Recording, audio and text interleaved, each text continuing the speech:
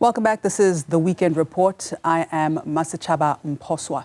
Now, Stockfells are savings or investment societies to which members regularly contribute an agreed amount and then receive a lump sum payment. And in the book, Stokvel Voices, The Truth, the Illusions and the Opportunities, Busi Skenjana argues that these groups are more than just mere savings clubs, but are pillars of resilience, of social cohesion and opportunity. And she draws from over 5 decades of personal experience in South African communities. And Ms. Skenjana is the founder of the Stockfell Academy and joins us now to tell us more about the book. Good morning and welcome to Newzroom Afrika. Good morning, Ms. Shaba, and thanks for having me here.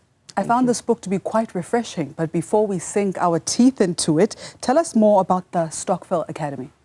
The Stockfell Academy is an organization that was started out of, my observation that despite that money, that's so much money that circulates within Stockfells, but there's lack of education, especially financial education. So while Stockfells, accumulate this money, they are consumers, but one thing that is glaringly missing is education, on holistically so, but the main one is financial literacy. So I then decided that I can't just be part of the narrative that is pushing consumerism. We need to begin to have a structured educational platform for Stockfells. Now, what sets Stokvel Voices apart from other books on personal finance or even economic development? This is not a personal finance book. It's actually it's voices that are actually saying, look, we've done it for ourselves. There are challenges. There are still opportunities. It's not a how-to-do book. I'm narrating my personal journey as a Stockfell member, as an entrepreneur, within the Stockfell space. But I'm also bringing up other voices, other people who have walked this journey. Some of them have made it. There are success stories. Others, they're still licking their wounds, because despite the fact that they started or joined Stockfells with the good intentions, but things didn't turn out,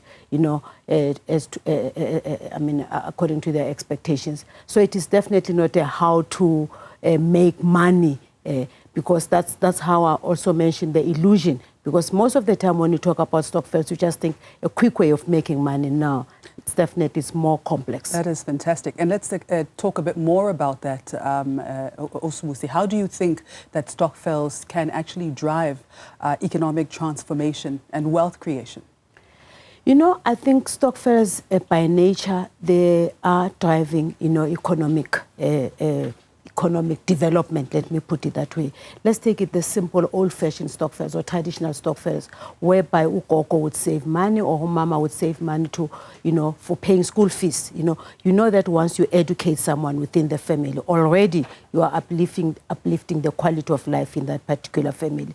So by default, that has been happening, but we need to actually take it now more, put it on the table and say, okay, this money, how can it actually produce industrialists, as opposed to saving to buy things? Education is a commodity, we buy education, but we now need to be actually, as I call it, produce, some of these economic commodities as Stockfells. Right. Now, you have experience of 50 years, which is a long time. Take us through that journey, right from the beginning of your involvement with Stockfells and how you've seen this space transforming over the last 5 decades. Yeah, it has been a very long time. Actually, the seed was planted in 1974. I was just a little girl then, observing my aunt, like many young girls in the township, where you would see either your mom or your aunt, a stockfelling, as I want to call it. But for me, I think it went beyond that and said, okay, just from a social cohesion perspective, I learned a lot. I could see love in the community, in the neighborhood, these old ladies supporting, one another, especially in the event of death. Then as I progressed in life and then I studied marketing, and I had to find a niche for myself like any other field of study. And I just became fascinated by Stockfells, not just from a social perspective, but from a business perspective. So I decided to actually embark in a marketing career whereby I started a marketing agency. And that to me, it says to a youngster who's studying marketing out there, wherever at university, is not Stockfells can be part of your career development because you don't see it that way, you know. So you can actually establish your own business, you know, offering a service to, you know, the corporate sector, which is what I've done over a number of years. Having done that very well and effectively, then I realized the gap that there is a need to educate Stockfells. And it actually pains me, especially with the grocery sector, to see a lot of money that is being saved throughout the year. At the end of the year, they buy groceries. There's absolutely nothing wrong in that. But we need to begin to say, can't we take a portion of that money and, you know, look into investment? Even the financial institutions, banks, should come to the party because we all know that a huge part of this money is sitting, you know, sometimes they call it lazy money within the banking system. So education is too. It's key. It's only then that we can begin to talk about the value of 50 billion rands or so that circulates within Stockfells. If we can start to see concrete businesses that are being, you know, started using Stockfell money. It is happening on a lower scale, but I think there's still a lot of work to be done. Now, in this book, you debunk the myths around Stockfells. Can you just tell us about a few myths that revolve around Stockfells? Myth number one is that Stockfell, you hear the word Stockfell, it's gogo, you know, old people. Or auntie. Or auntie, you know, or umkulu. But also there's another negative connotation, is about boozing. Stockfell, you're just having fun, you drink alcohol and all that, you know. From a social component, I suppose it's human nature. We all want to relax and have fun, you know. So that's one myth that I want to debunk, especially to the younger generation, because remember, the future is the younger generation. So if they are sitting with this perception that, no, I don't want this thing called Stockfell because it's for gogos or it's just for people who are just irresponsible, you know. So I'm saying, look, Stockfells are a tool, one of the fundamental tools that we can use as black people to create our own wealth. And that has been proven by other nations. I mean, we always talk about the Stellenbosch guys, you know, you see. And there's one of the major banks that was, in my view, formed using the Stockfell principle, because it's a couple of guys sitting there, you know, they came up with this brilliant idea, and then voila, the next thing, you know, the bank was born. And we do have one of the banks, again in South Africa, the African bank model was started using the Stockfell, you know, saving money and, you know, together as a community to be able to establish a bank.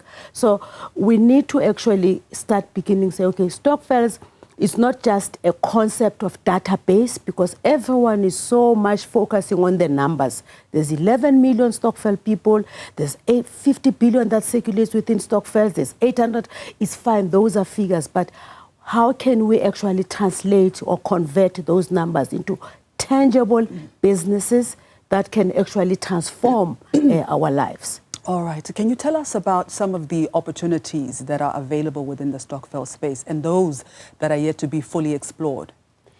You know, I'll start with the basic Stockfells. Like, let's take the groceries, for example. I mean, we are commodities. You buy groceries from wherever. When are we going to start being, you know, part of the value chain, you know? If, for example, we are a Stockfell, we've got, you know, culinary skills, for example, you know. I know one Stockfell lady in Welkom. She's already supplying some of the supermarkets, you know, with khamer and, you know, amacheu.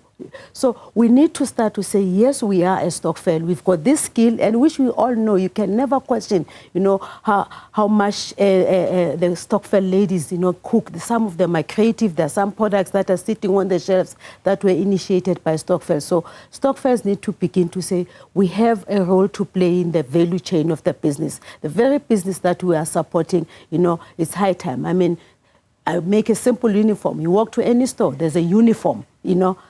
Why can't Stockfell be part of suppliers of these industries, even the banks? So they must start saying, we're saving money, but we want to also to be producers, you know, of whatever commodity that can go back into this into the system. How do you envision the future of Stockfells in South Africa, and how can Stockfells evolve to become even more effective as a wealth creation tool? We are living in the digital world.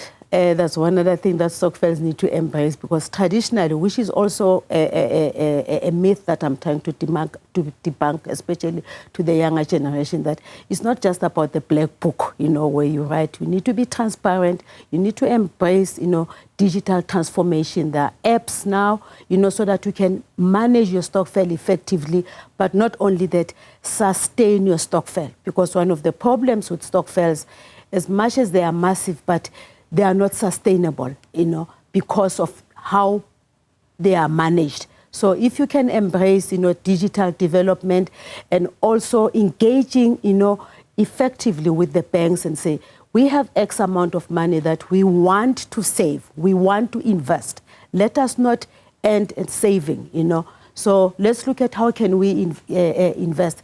Always when I read an article that talks about Stockfells and saving, I actually feel like, boiling. I said, no. That's not part of the journey. It does not end up with saving. So we need our financial institution partners to say, we start with saving. How can we actually create generational wealth using Stockfells? And speaking of which, in this book, you actually conclude with some key strategies of building generational wealth. Would you share some of them with us? Investment beyond saving, how to protect the very wealth that you are trying to create. I mean, take a simple thing like insurance, How many Stockfells know that, it is important just to protect themselves from an insurance perspective when they lose jobs? Because if they are not well insured, they must move away from umasingcwabane, just burial, because as soon as you say insurance within a Stockfells, the first thing that comes in is the burial club. I'm saying, let's look at insurance holistically. How do you preserve that wealth?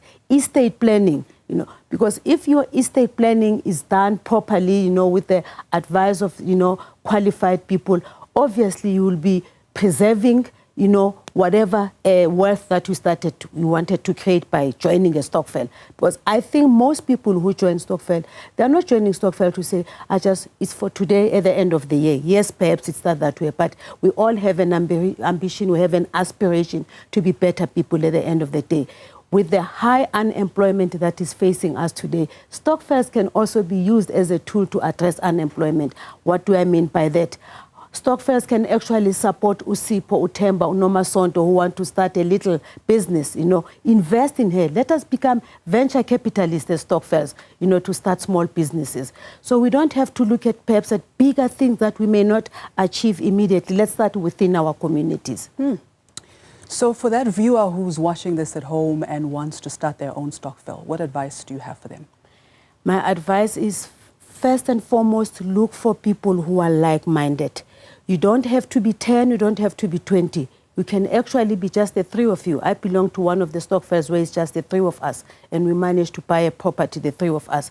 Because people get bogged down with saying, I need a lot of people, Just get people who are like-minded, people, vet, Yes, I know we live in the digital world. There are Stockfells that are all over the place and all that, but trust is key. And I think that's an old philosophy about Stockfells. So anyone who's out there, especially younger people, start with the little money that you have. It could be 50 rands or whatever the case may be. If you want to start your little photography business, you don't have money to buy a camera, get your friends, and then voila, you are in business. Wow. Mambusi, thank you so much for this book. This is incredible. Thank you so much for your time. Okay, my pleasure. Thank you.